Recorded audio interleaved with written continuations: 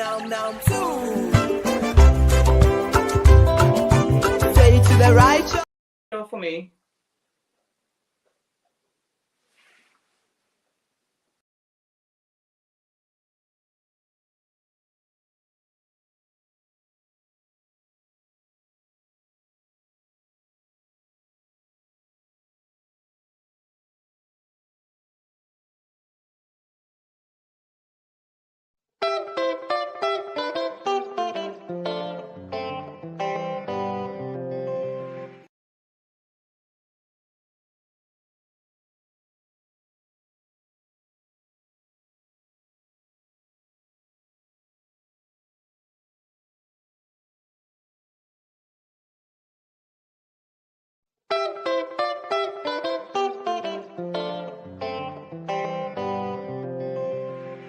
Now, too. Say to the righteous, it shall be well. It shall be well, and it is well.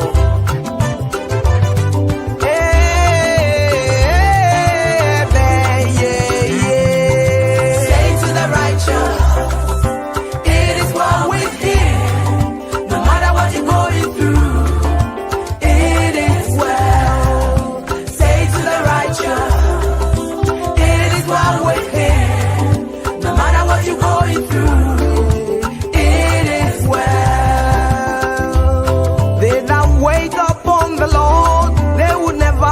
Afraid, he is the refuge and a strong tower.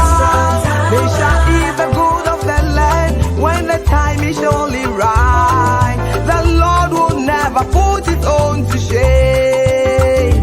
For they that trust in the Lord, they will never be afraid. He is the refuge and a strong tower.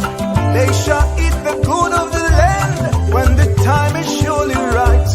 The Lord will never put his own to shame. Say to the righteous, it is well with him. It is well with you. No matter what you're going through, it is well. Say to the righteous, it is well with him. No matter what you're going through, it is well. Say to the righteous, with him, no matter what you're going through, it is well. Say to the righteous, it is well. No matter what you're going through, it is well.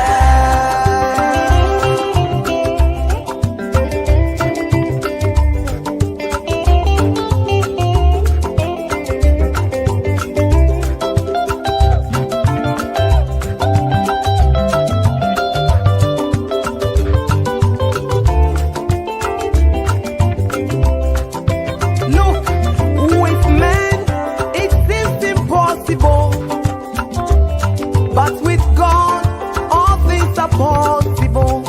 And she can't what's in no say. A person in the year, told in the one to a radish way. I didn't know, Present your problems to the Lord. Whatever it is, he will answer you, yeah.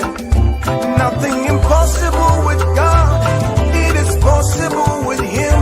Say to yourself, it is well. in your coming out, It is well with you. in your going in, It is well with you. Never be afraid, yeah. In your going out, it is well with you. And in your coming in, it is well with you. The Lord knows everything, yeah. Truly, say to the righteous, say to the righteous, it is well with him. It is well. No matter what you're going through, it is no matter well. the situation, Say to the righteous, say to the righteous, it is well with him. No matter what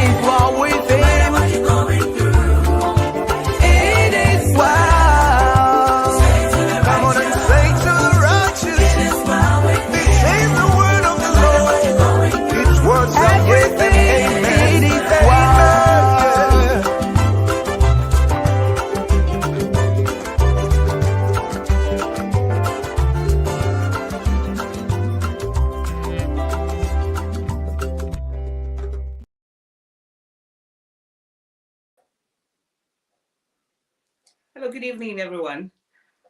It's been a long time since I came your way. Thank God.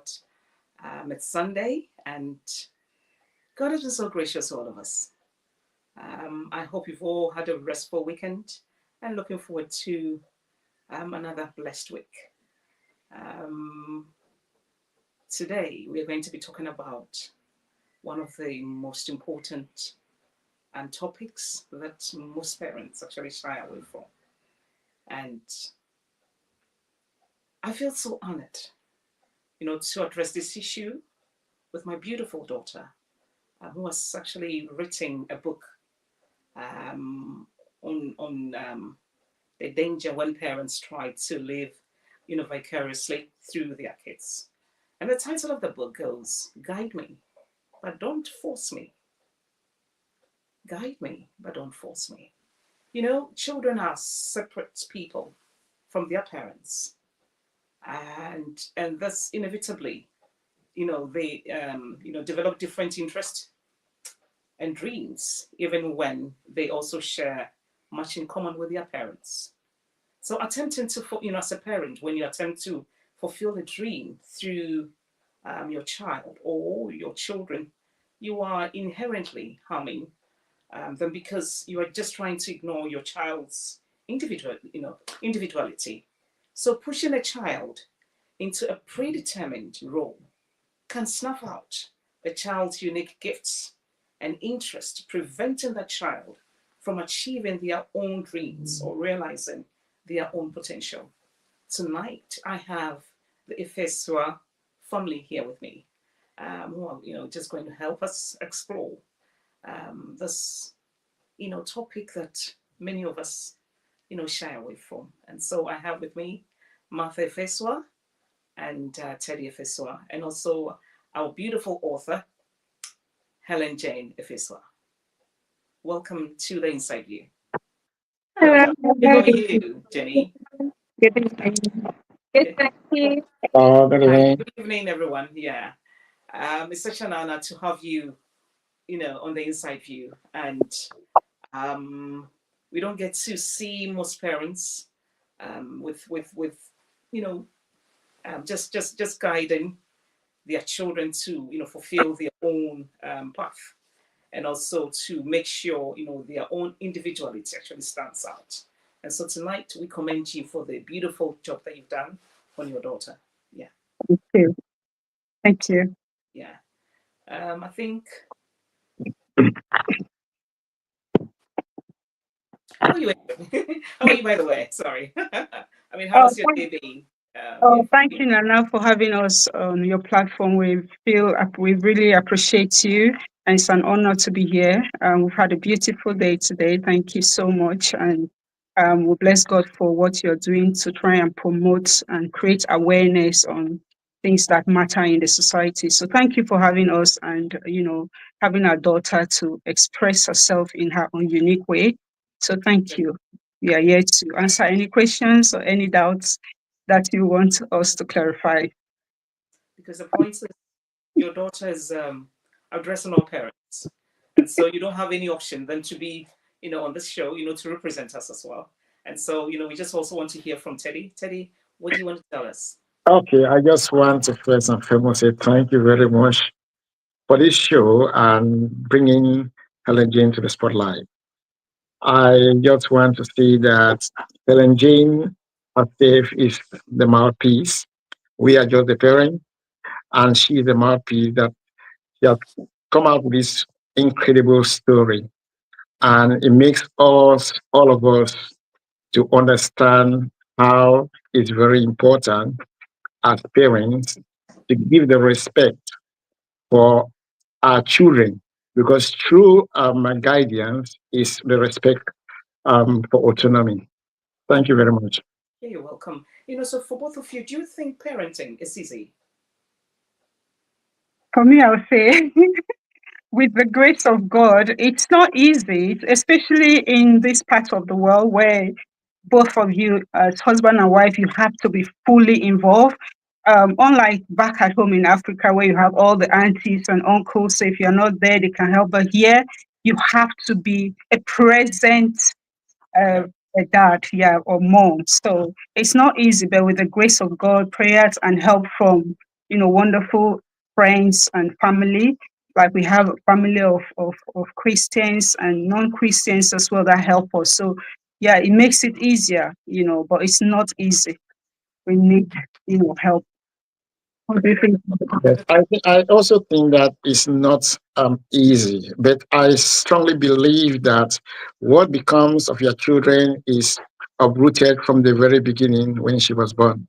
And the way you try to bring her up, the way you try to nurture her, that's how she's going to grow and maybe become something better. But it's not very easy, as my wife just said. So, but with the help of God, things are moving the way that we've been praying for. Okay, wonderful. Just I know you like you'll not be able to stay throughout the interview, so I think I'll start with Teddy. Teddy, if you, I mean, now Helen is just trying to, to tell parents all over the world that it's very, very, very dangerous to leave your lost dreams, your lost aspirations, and everything through our children. Yeah, because it's just it snuffs out their individuality. It snuffs out what they want to do as an individual. So I just want to know if you could actually go back and change one thing about your childhood, what would it be, and how does that relate to your parenting approach now? Thank you very much for that very, very, very intelligent question.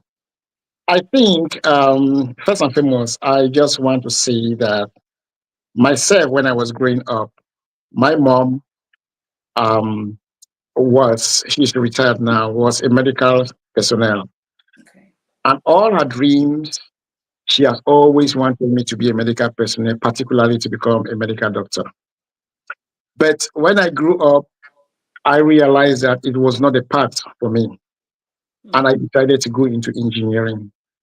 But as disappointed she may have been at that time, she allowed me to take my path. So when Helen Jane came to write this story, I asked her, did I ever tell you about what happened with me when I was growing up? And she told me that you started telling me only when I told you about this story that I'm writing. So to me, it was like, okay, I've not told you anything about what's happened when I was growing, when my mom wanted me to be a medical doctor, and I took my own path.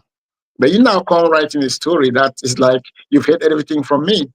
And it was just unfortunate that she started writing this story before I even told her what happened with me in my own life when I was small. But if I have to go back in time, I would say that as a parent, if I want to go back in time as a child, a parent needs maybe to guide you, but not to force you. Because growing up, I've come to realize that Helen Jane made me to understand also that every child has a gift. And it's so difficult for you to actually take the gift away from the child because you want to force the child to be what you believe that is good for the child. But what you don't understand is that what you believe is good for the child is good for you in your thoughts, but not actually good for the child. Okay. Because you are trying to live a dream through your child, being what you want your child to be what you could not be, or you want your child to be what you've been before. But Ellen Jane made us to understand that every child has his or her own path and their own dreams. Thank Wonderful. you. Okay, so mommy, Martha, sorry, um, for you, how do you feel about the idea that Helen Jane is pursuing something, like a different path that is to you maybe a drift away from what you envision for her? Do you think she has drifted for the kind of future that you envision for her? Thank you, Nana, for that question. I want to say that as a mother, or as a parent, we all have wonderful and beautiful dreams for our children to be better, even better than what we were before. Mhm. Helen-Jane is 12 years old, and I think she's still growing. She's not yet Mhm. um, she's not yet matured to say she's drifted. I think she is in the right path. You know, the Bible says we should train up a child in the way that they should grow. So we have put measures in place to help her explore, do the things that will help her to choose that career path that she might want to be. So, writing is a hobby, it's one of the things that she loves doing. So I think I wouldn't say now that she's drifted away because we are custodian. We are just trying to guide her and to say, okay, give her the advantages and disadvantages of the different paths that she's taking and make sure that, like she would say, her voice is heard, So I won't say at this point that she has drifted, but thank you. But great. I know you've got three beautiful, girls. But today the spotlight is on Helen-Jane. So how would you describe your child's personality? Helen-Jane, do you mean? Yes. Yeah. Okay. I'll say she's very determined and she has a very strong personality. Strong in the sense that she has a mind of her own. Okay. She makes up her mind that, mommy, I want to do this. And you need to like give reasons and make her to understand why she wouldn't, because like writing is not something that my husband and I did. We love reading, yes, but we've never thought of writing. And when she wanted to write, she started. At some point she failed the first time, and she never gave up. She still continued and she's still doing it. So I'll say she's a very determined young lady. Thank you. So, I mean, how, the three girls, are they all pursuing what they all love to do? Or maybe you've managed to, sort of maybe just, I wouldn't want to say force them because maybe put your imprints on them, or I mean, it's the same. I mean, your parenting style, at home. I mean, how is it like? I Is it? think growing up as a young girl, my I grew up with my aunt who gave us the opportunity to to explore, and I saw it. She was very particular about the girl child. Unfortunately for me, I have three beautiful girls, which I'm so proud of. And I feel as a girl child, you need to do the things that will make you stand out as a girl child. There's no limit to what you can do. So I put my husband and I, we give them that platform to be able to, you know, do those things that they can do. We give them, you know, explain to them, give them that opportunity, advantages and disadvantages. They say they want to do this. We take advice and bring them on board to say, okay, if you want to become a doctor, you want to become an accountant, these are the options, these are the subjects that you have to go to become this. And Helen Jane is still young, so she might be exploring so many things at the moment. But I just believe with the help of God, we'll be able to guide them to make those decisions because, like we are custodians of Yeah. children. God has given them to us so that with His help, we'll be able to direct them to the right path. But they are all three different personalities. They are, but they are amazing. One loves like Helen Jane. She loves to talk. She loves to write. She loves the spotlight, and she enjoys it. The others they wouldn't come here to talk, but they're at the background and they love what they're doing. So it's just for us, my husband and I, giving them that platform to be able to do that which they are called to do, and we support them in our own little way. And I would say they are doing well so far. Wonderful. Both of like you and I know, our backgrounds, where almost every parent, every home, every mother, every father wants their daughter or their son to become a doctor, a lawyer, a judge. I think the least is even the teacher, or like a teacher. You know, what kind of advice do you have for our African parents, or like parents in general, when our children want to pursue their own dreams? And Um, a way that um, that can help our parents now here, especially those of us in diaspora, to help navigate this journey, because sometimes we feel a bit disappointed in these children. I mean, why are you doing this? Why do you want to do this? Why don't you want to become a doctor? Why didn't you become an engineer? But meanwhile, the child might not be as brainy as you think. So what kind of advice do you have for us tonight? as a parent, thank you for that question, Nana. As a parent, I would say to all my African brothers and sisters and any other parent that we have to be present parents. We have to be present in the life of our children. We need to know our children. We need to know our children's strength. Yes, you might want your child. There's no parent who would not want the child to be better than what they are. There's no mother or father that will not want their child to succeed in life. So, if you are a present father or mother, if you have a relationship with your child, you'll be able to know the strength of that child. You will not just say, "Oh, this person's child is a doctor," or I wanted to be a doctor, I couldn't be a doctor, so you have to be a doctor." You'll be able to know, is this my child's strength? I want them to do this. Am I putting the support in place to make sure that my child, even this is what I would like them to do, but am I putting that support and seeing that that is what they also dream? Are they going to enjoy it? So I would say we should be present parents even in this time. No, we have bills to pay, that we should be present in the life of our children, and it makes such a difference, because when you have a relationship with your child, when the child is going the other way, you would notice. Maybe my husband has something to say about it. Yes, thank you very much, Nana.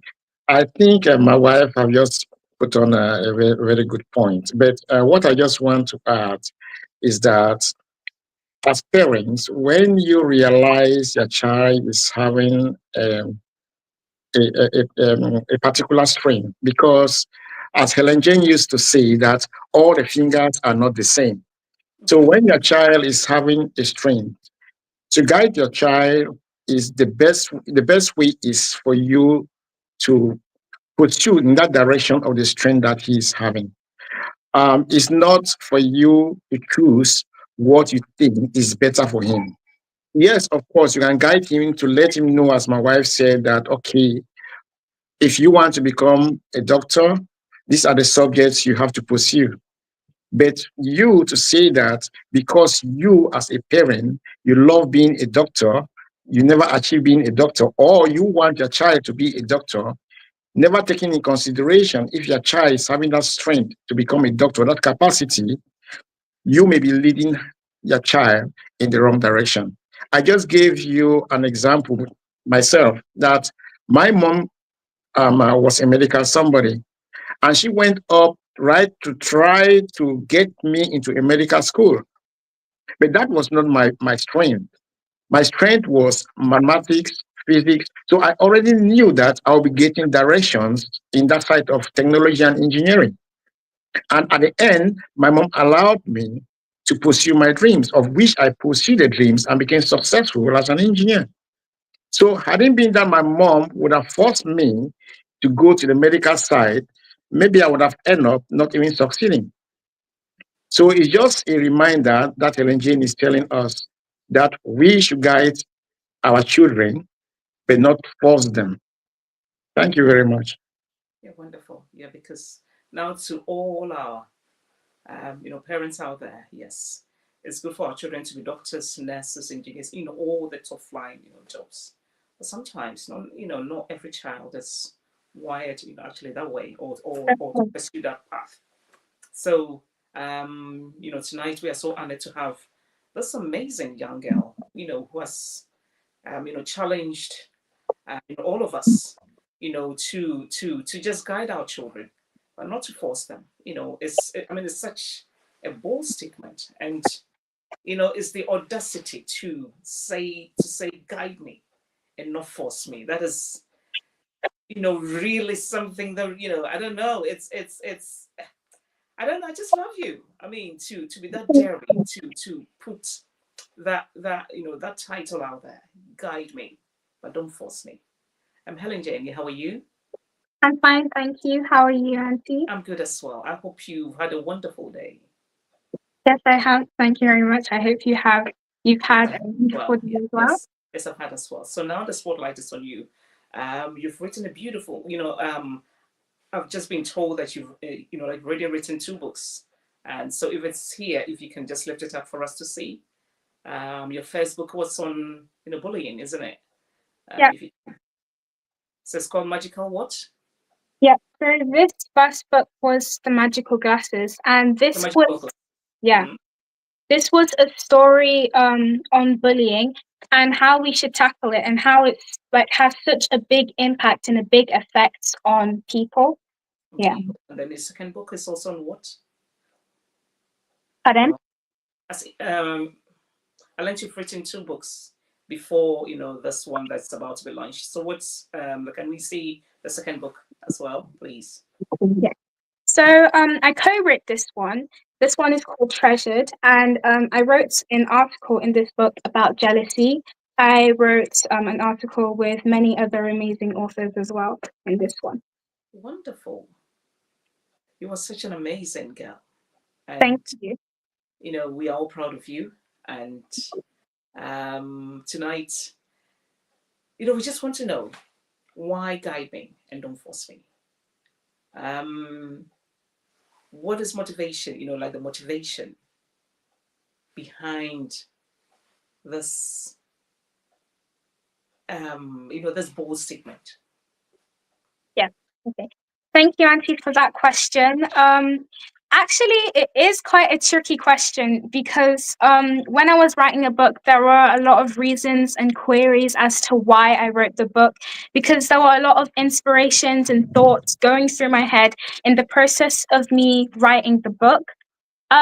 One of the reasons was, as my dad mentioned, that my grandma wanted him to be work in the medical field, and he followed the career path that he chose. He didn't go to the medical field. He followed his own dreams, and my grandma supported him. One of the reasons why I did write the book.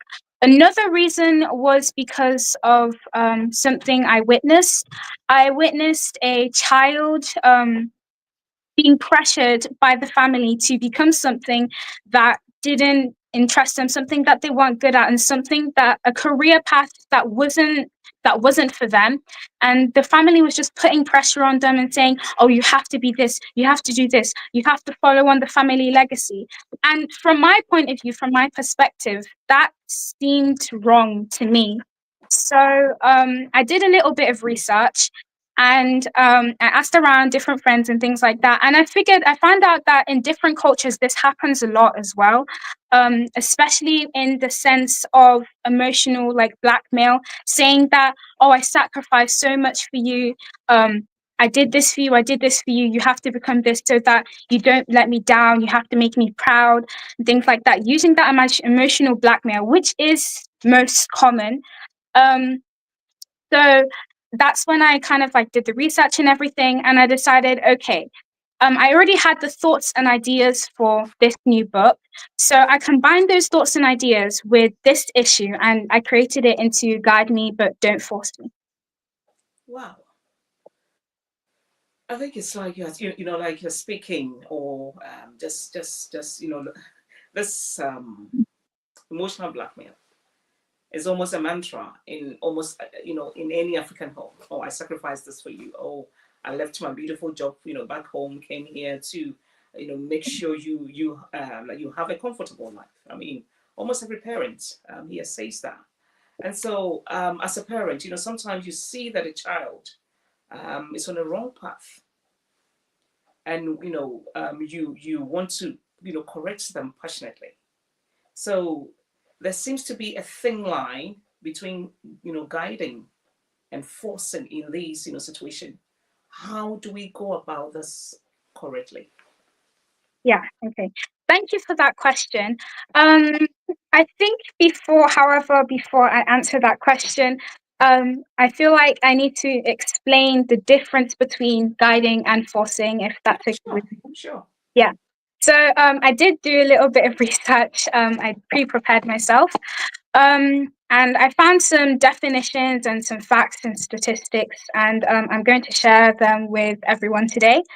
So the definition of guiding, to guide someone, it means to help them find the right path or to steer them onto the right course, whether that's in life, in a decision, or learning something new.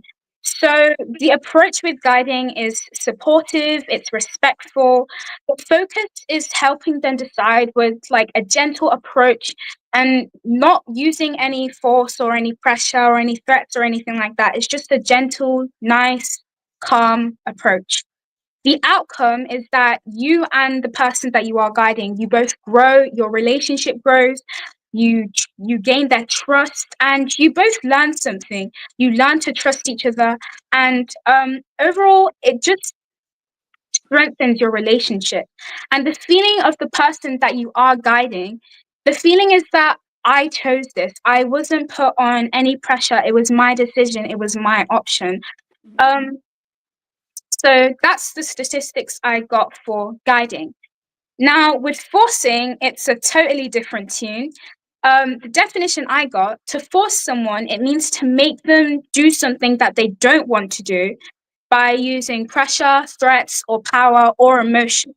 And the highlight of forcing is that it takes away that choice. It removes that option altogether. The approach with forcing, it's controlling, it's demanding, it's menacing, it's threatening. It's not really that nice.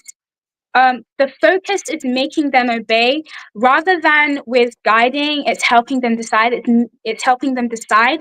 But with forcing, it's more harsh, it's more forceful, let's say, and it's all about making them obey and making them do what you want them to do.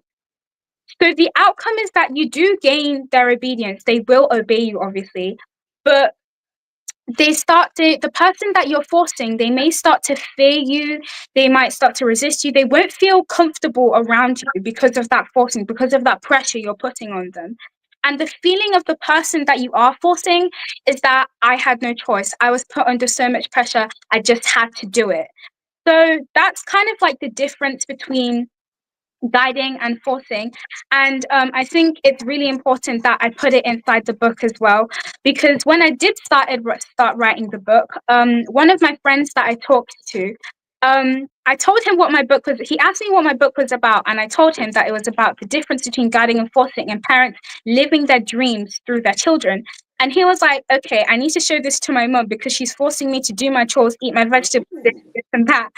And then I just wanted to put it out there that there is a clear difference between guiding and forcing. I'm not trying to make children be rebellious or go against their parents or dishonor their parents or anything like that. I'm just trying to, because the Bible says that children should honor their father and mother and obey their parents. I'm just trying to get the message across about the difference between guiding and forcing, because a lot of the time people get the two things mixed up, like that example I just gave. So yeah, that was kind of like the main kind of reason around the book. And also in my story, this relates to my book. This relates to my story, the characters in my book, because the protagonist was forced by her parents to do something that she didn't want to do.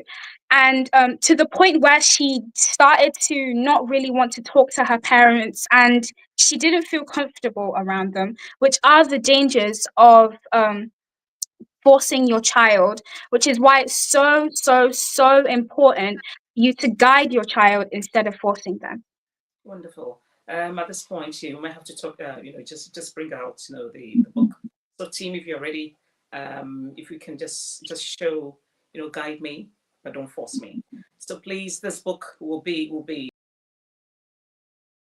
on Amazon and also on our bookshop,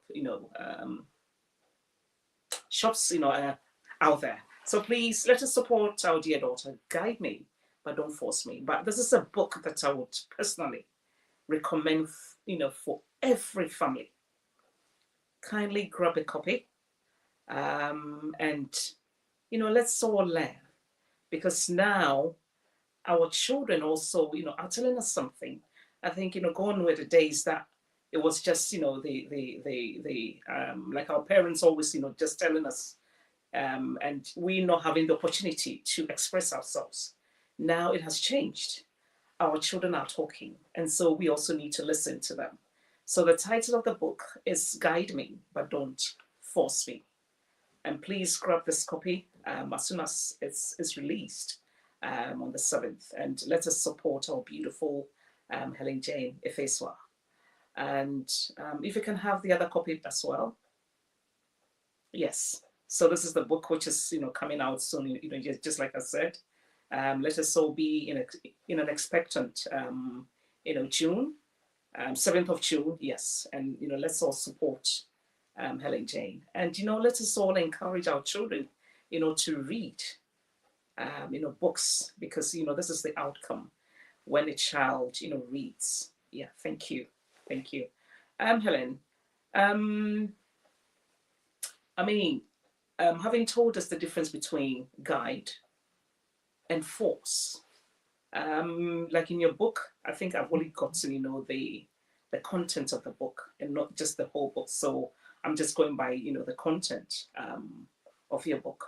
But then, like before we get to the actual content, I just want to ask, how do you typically want parents to communicate with their children or child about their interests, goals, and challenges? And how do parents handle situations when their child or children actions or choices disappoints them? How do you want parents to navigate this? Yeah, thank you for that question. Um, so I think the way that parents should have the approach with their child when deciding their career path, depending on their age, like for example, if they're young children, then they obviously still have their whole life ahead of them, and they're obviously going to need like a lot of. They might not know what they want to be in the future. They might have their mindset, but if they don't know what they want to be in the future, I think that parents should help them explore different options and maybe help them engage in different activities. So let's say they bring you to a swimming club or they bring you to a drawing club or something like that. Um, I think it's important that they just explore these activities with you so that the child can decide on what they want rather than you saying that, oh, I think you should do this because I couldn't be this, so you should do this, rather than using force and using that emotional blackmail again. I would say that the approach should be gentle and you should let the child take their time to decide.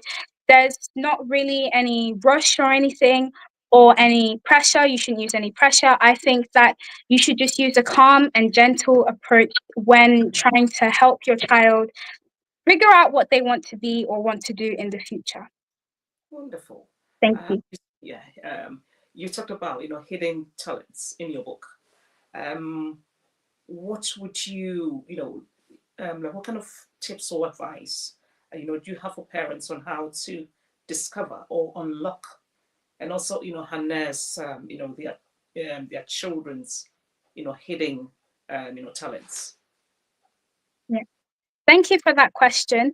As I said before, I think to unlock those hidden talents or to find out what your child is good at, as I say again, try and engage them in different activities you think that they might like. So, as I said, maybe like a drawing club or a swimming club, or just like any sort of activity that you can kind of put them in, because then you never know, you could recognize something that your child is good at and something that your child enjoys as well. So I think that you have to have also have like a good relationship with your child as well, because if you just start to put them in different activities and everything, and then you don't have a good relationship with your child as well, the child will be thinking, well, why are they putting me in this? Did they put me in this because they hate me or something? I don't have a good relationship with my parents, so I don't know if I should do this, if I should do that, or I just want to do what my parents say. So I would say that it is important you have a good relationship with your child and you explore these options with them as well. Thank you. Wonderful. Like you spoke about the price of being a perfect. I think you use the word. Okay, let me just use the right word that you use so that I don't say something different. Just 1 minute, please. You spoke about the price of perfection. Would you describe yourself as a perfectionist? And if so, what is the price of being a perfectionist? Thank you for that question. Actually, I wouldn't describe myself as a perfectionist because I believe that no one is really perfect. But everyone is unique and everyone is helpful. Everyone is successful in their own little way. Because if you look at your fingers, if you look at the hands, like the fingers on your hand, Yeah. they're all different. Not one is the same. Some are taller, some are shorter, some are stubbier. But all of them, they all collaborate to make a hand and to help you touch things and things like that, right? So not one person is the same. Everyone is unique and beautiful in their own way. So no one is perfect. But we also have to understand that everyone is unique again, and everyone is beautiful in their own individual way. Thank you. Do you know what? I'm so stunned by your level of wisdom. I could listen, I could sit and listen to you all day. Thank you. Wow. Wow. I am super proud of you. Thank It feels like I'm talking to a 25 to 30-year-old child, like woman. And I'm so shocked to know that you're only 12 years. The amount of wisdom that you're spewing tonight is beyond belief. thank you. Wow. Interesting. Wow.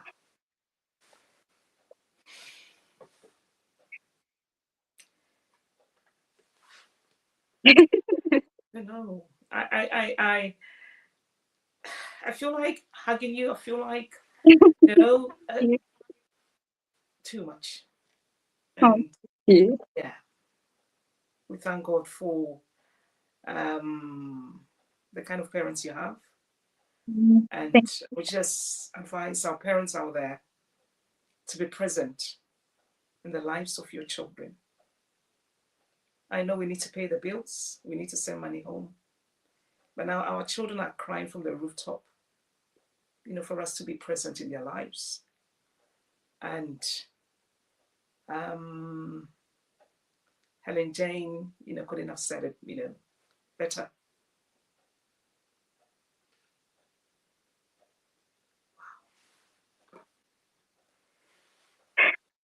I mean, sorry, I'm a bit emotional now, but I'll just try and just contain myself. Yeah. What are some of the unseen struggles of young people, behind all the smiles that we see, that deserves the attention, or that deserves in addressing now? Like you spoke about unseen struggles, isn't it? Yeah. Like behind the smiles, like it's all struggle. I believe you were talking about, your generation, the unseen struggles that most parents do not even get to, know or see. And so, what are some of the unseen struggles that you think your generation, are having that needs to be addressed? Yeah. Okay. Thank you for that question. I think that one of the biggest unseen struggles that people in my generation deal with is bullying. Um, well, like I wrote about in my first book, bullying is not something small. It can really, really affect a person. And they can just like hide behind a smile, like as an unseen struggle. People might look at someone and say, oh, they're fine. Look at them. They're always happy. But you don't really know what's behind the smile. You don't really know the person's story in the first place. So one of the unseen struggles is bullying. I've seen it happen. I've heard it happen. And that's why I think bullying is a very big unseen struggle that does need to be tackled with quickly, because it can affect a person's mental health massively. So yeah, thank you. Wonderful. You made mention of time after pain. So, what does that, like, what does a time after pain refer to in your book? Yeah, okay. Thank you for that question. So in my book, A Time After Pain, well, without revealing too much about the story, there was this kind of like big event that happened in the story where that caused a lot of pain to the protagonist. And then afterwards, she kind of reflected on it, the family reflected on it. And then after that, the family started coming closer together. They started understanding each other more and communicating to each other even more. And then the forcing stopped and they came together as a family full of love. So a time after pain is kind of after all the big chaos and event has happened, and it's just that reflecting period that the family has between them to kind of fix the broken relationship that they have. Thank you. Wonderful. So to you, I mean, how can pain, affect a person's life? Okay. Thank you for that question. Pain can affect a person's life in many different ways. It can affect their mental health mostly. So, if, for example, someone says something mean to them and it's the same thing over and over and over and over again, that person will just keep on feeling that same pain and it really affects their mental health. So, I think one of the biggest thing pain does affect is a person's mental health. You might not see it through their face because they might just be all smiles, but pain really destroys a person if not dealt with properly. Thank you. Wonderful. You spoke about dreams and disappointment. So, what has been, I don't think you have any disappointment, but then if you do, what has been your biggest disappointment, at your age, 12 years? What has been your biggest disappointment? Yeah. Okay. Okay, Thank sorry. you. Thank you. So, I've loved reading and writing from a very young age. My parents would all the time, they'd take me to the library and I'd run to the library and I'd go across all the shelves and look at the shelves and I'd see, okay, I want my book to be there. I want this book to be there. I want my own book to be on the shelf. When I was around 6 to 7, I did start writing a book called The Lost Kitten. I was really proud of it because it was all finished and everything. But due to some technical difficulties, the story got lost. And when I found out the next day, I was so discouraged. I just wanted to give up on writing at that point because I didn't want to do it anymore because I was afraid the same thing would happen and I'd keep having this loss over and over again. So I felt discouraged, like really, really sad for a long period of time. But eventually, my family, through the help of God and love from my family, I picked myself back up. And at 8 years old, I started writing my first book, The Magical Glasses. So that was kind of the biggest disappointment for me. But what I did learn from it is that I can't let a small obstacle stop me from doing what I love to do, stop me from following my dream, following my passion. Thank you. Oh, wonderful. If anyone is watching us, kindly share and let many people watch this conversation. This is an eye opener, to all of us, parents. Um, I would say that like gone were the days that we used to just tell our children what we want or like what we want of them to become. But now, the tide has changed. They are telling us something, and so it's high time we listened to them. We also, try, not to leave, leave, our dreams through their lives. It's, snuffs out their individuality, snuffs out their dreams and aspirations. And now our children are telling us that, please guide us, but don't force us. It's as simple as that. You guide us, just give us the resources, you just nurture us, just support us. But please don't force your dreams. Don't force your hidden traumas. Don't force your hidden, insecurities through our lives or on us. We also want to be ourselves. We want to stand as individual, like people also wanting to grow up. And so, tonight's discussion is also about this. And to me, this is a conversation that needs to be, had, or that needs to, actually happen in every home. Yeah. And this book will soon be launched on the 7th of June. So, team, if we can have the book back again on the screen, and so that people will get to know, guide me, but don't force me. This book will be out on the 7th of June. Please grab a copy from Amazon. You can have this as a birthday present for your child, or maybe for your niece, for your nephew, or even maybe to a family, because I would just recommend this book for every home, like in the UK and even beyond.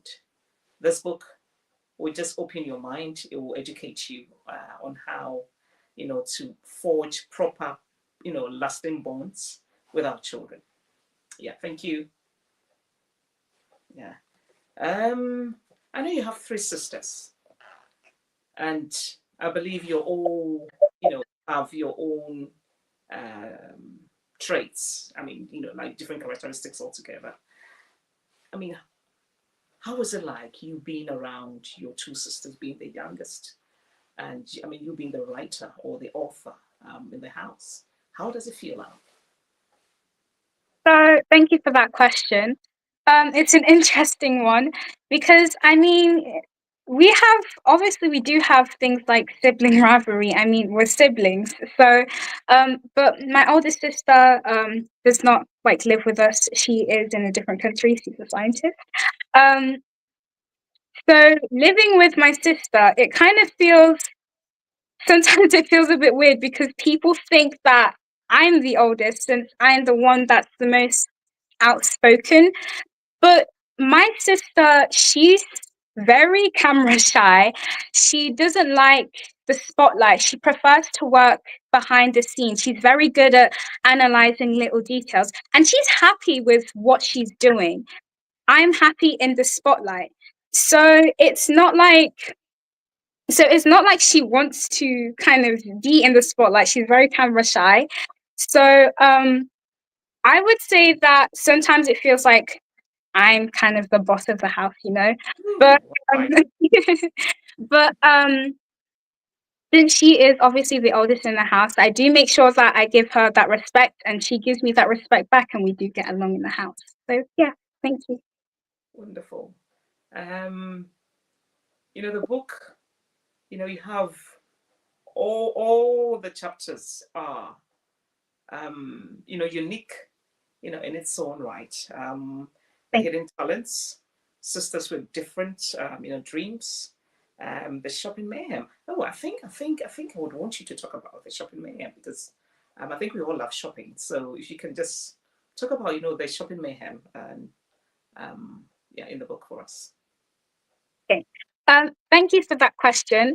I'll just give a quick summary because I don't want to reveal too much about the book. So, with this chapter, Shopping Mayhem, basically the protagonist enters the shop and she goes whizzing around looking for everything that she needs to get.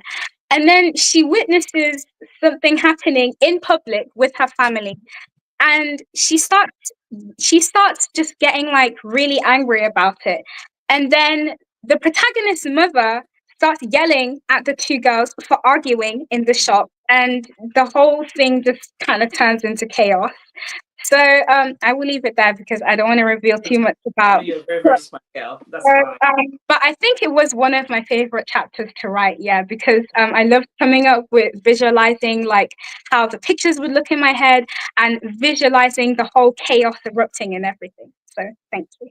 Yeah. So to anyone watching us, if you want to know what happened, you know, at the shopping, mall, please just grab the book and get to know into details what like we are talking about. And so for you, which chapter took you the longest to write?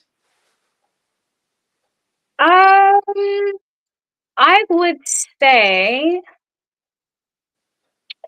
probably the last chapter, The last chapter. because that chapter was kind of a hit and miss. I came up with an idea, but then I discarded it. I came up with an idea and then I discarded it. So it was kind of hard for me to decide what I wanted for the last chapter to be about. But then I finally settled on it all working out in the end, because I felt like I wanted my story to end on a happy note. So it kind of took me a while to come up with the ideas for the last chapter, but I did really enjoy writing the book. And yeah, thank you.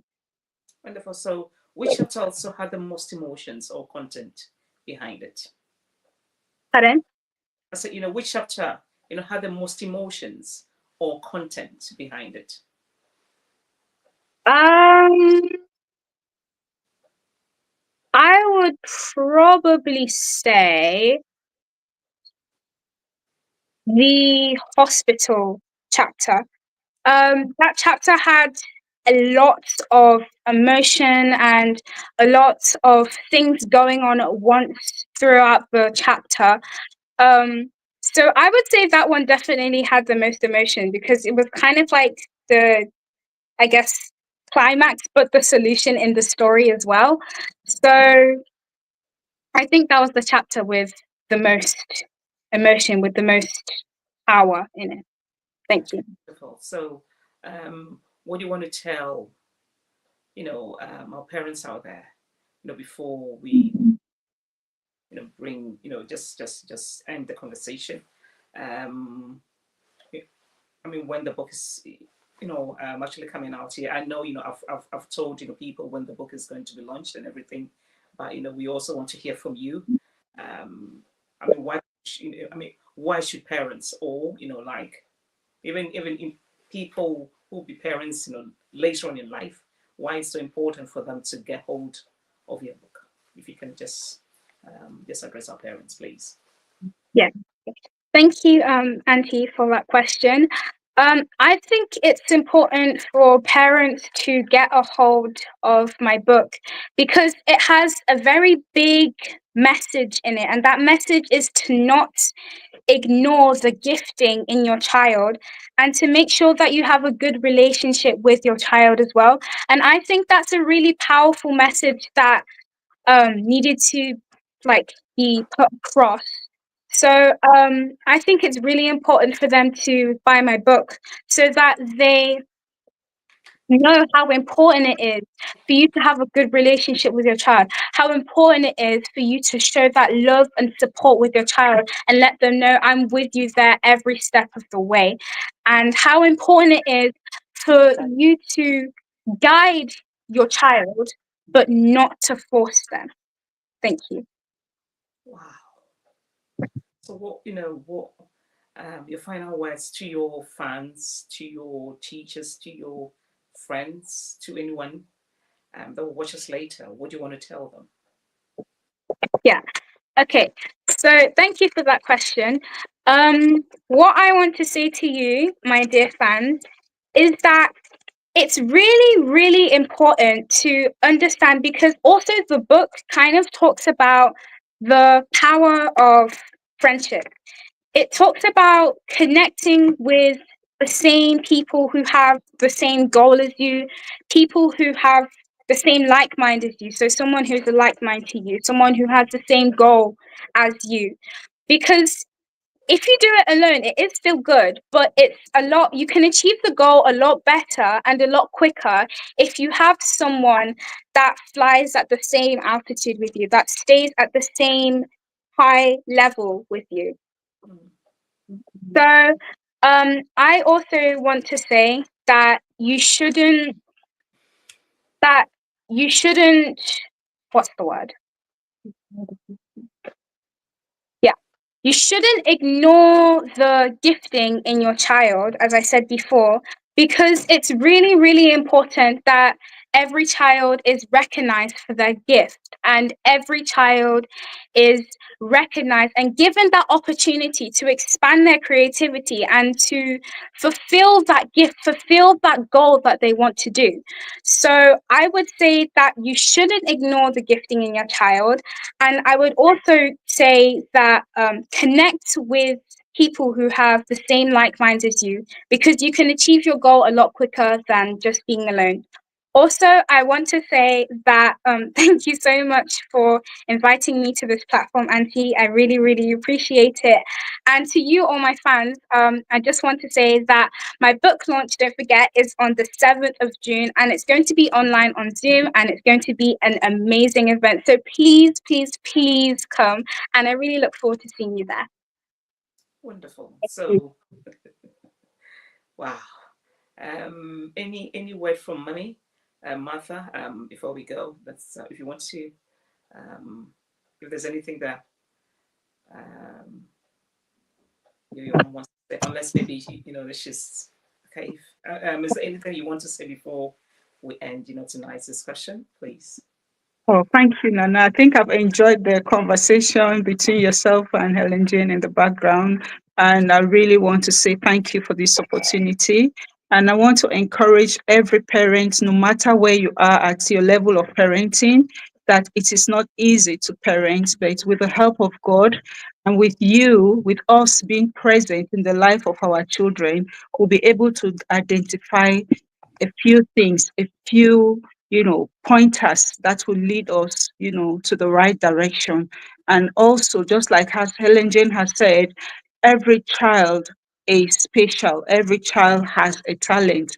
And it is our responsibility as parents to identify those things that our children are good at and to support them. Yes, we all want our children to be great children, but giving that support in what your child is doing will make much difference in their life, and they will feel supported and they will feel fulfilled. So I just want to say that, as from a Christian point of view, we are custodians of these children. God has given us these children to cater for, and we have a time that we have to be present. And like the Bible says, that whatever you sow, that's what you're going to reap. So if you're present in the life of your child, they will be present in your life because they will form that relationship with you from that base. From the point of 18, they'll be gone, or 19, whichever time they are gone. But if you're present in their lives, they will never forget those little things. Let's create a relationship with our children. And with the help of God, we will all achieve, that, that which God has destined for them. So thank you so much, Nana, for this opportunity that you've given us and Helen-Jane, and for taking your time. We are so grateful. And I just want to implore everyone that this book, Guide Me But Don't Force Me, when I read it, I was just like, wow, it is a must read book. Read it because there's so much, that I was like, oh, at some point I was like, Helen-Jane, is that something that I'm doing? That's you're trying to send a message here. Oh no, is this something about us? And we had to sit down because I remember even in the first book, we were called in school to find out if there was anything going on. But it was very clear, and that it's a passion that she loves doing, and we are supporting her, to do that. And we thank God for how far he's taking her.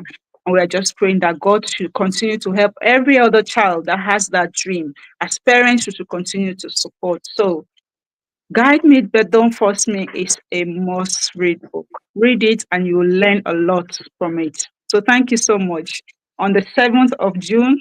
That is when the book will be launched, and we'll have it on Helen Jane's website, which is Helen-Jane Efesoa.com, if you want to order a copy. So thank you so much, and God bless you. Wonderful. You know, we are all in this together. Yeah. We want to end knife crime. We want to end all these, social vices. And then, it starts from parent being present, in the lives of their children.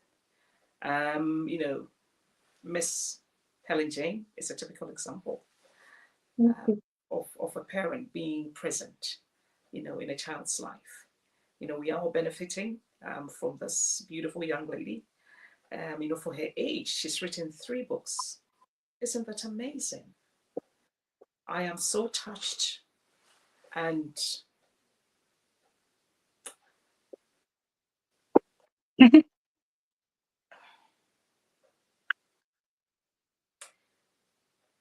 God richly bless you. God bless your parents. Thank you. God bless your parents. And Mhm. just like I said earlier on, I'm recommending this book for every family. Please grab the book, grab this particular book, read it, be informed, be educated, and also be empowered on how to raise your children. Attempting to feel or to leave your emotional voids through a child can cause any parent to ignore that child's needs or Yeah. fail to give that child that unconditional love, Yeah. support. That are the hallmarks of good parent. The hallmarks of good parenting. Tonight, I have been enlightened, in a way that, I think this interview will stay with me. I'll say, it's one of the interviews that will, stay, with me for the rest of my life. A 12-year-old, having that kind of boldness, that kind of audacity, to tell us that, what, this is how it should be done. And I am super proud of you, Helen. Thank And yes, yes. We need more authors from our community. We need more, young girls, to be writers. We need more young boys, to be writers. And, it starts with us parents. What kind of values, what kind of, things, have you posited, in the life or in the lives of your children? What have you done, for your child to get to a point where, as a parent, you feel so proud, about. And so, we should be present in the lives of our children.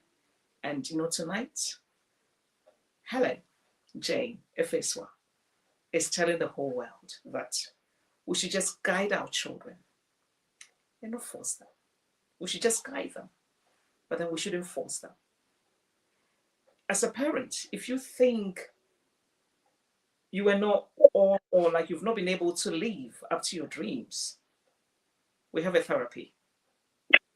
You can seek a therapy, but please don't bully your emotions, your traumas, your disappointments, your aspirations, your failed aspirations, your failed dreams through your children.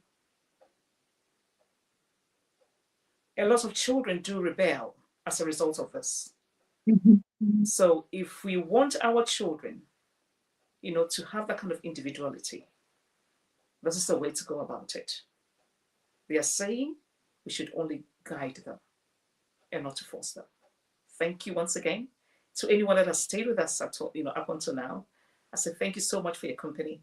But if you could just do us this favor, kindly share this interview. We want this conversation to go far. We want the book, to go far. We want, to project, Helen-Jane, as well, just to encourage more young girls, now she's a role model, now, So we want her, like we want the whole world to see her. We want more, young girls, to go into writing, just like her. So tonight, please support her. Share this interview. Share, let it go far. And also, don't forget to grab her book. It's coming out on the 7th of June. Please grab a copy. Grab a copy as a birthday present. Like June, July, August, we are going to have, a lot of birthdays. So please, get this as a birthday present, like to a friend out there. So once again, thank you and have a blessed week. You take care. Bye-bye. Love you all. Take care. Thank you. Bye.